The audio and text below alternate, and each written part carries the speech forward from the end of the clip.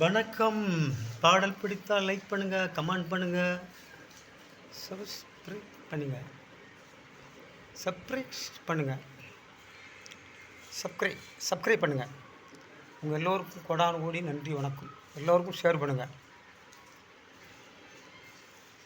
பார்க்க தெரிந்தால் பாதை தெரியும், பார்த்து நடந்தால் பயணம் தொடரும், பயணம் தொடர்ந்தால் கதவு திறக்கும், கதவு திறந்தால் காட்சி கிடைக்கும், காட்சி கிடைத்தால் கவலை தீரும், கவலை தீர்ந்தால் வாழலாம், வாழ நினைத்தால் வாழலாம்.